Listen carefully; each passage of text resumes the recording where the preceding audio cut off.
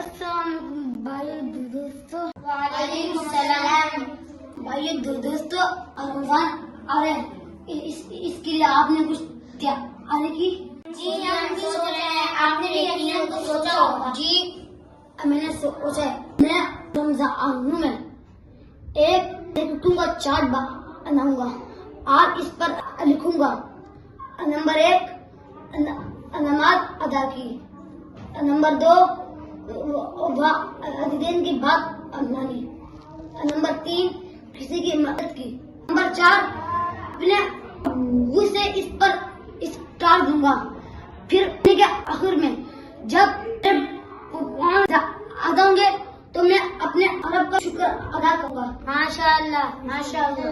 سعد بھائی آپ نے کیا سوچا؟ میں تو ایک رمضان ڈائری بناؤں گا تاکہ میرا رمضان سب سے اچھا اور نظم و ضبط کے ساتھ گزرے اور میں اپنے رب کا ڈھیر سارا شکر ادا کر سکوں.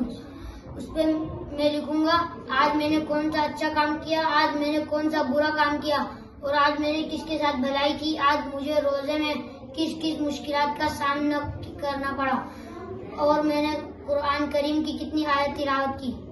ماشاء اللہ. بھائی آپ نے کچھ سوچا؟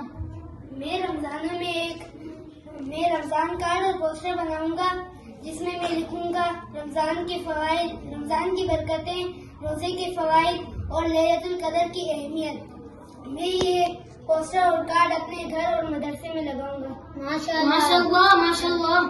جی حذیفہ بھائی آپ نے کوئی سوچے؟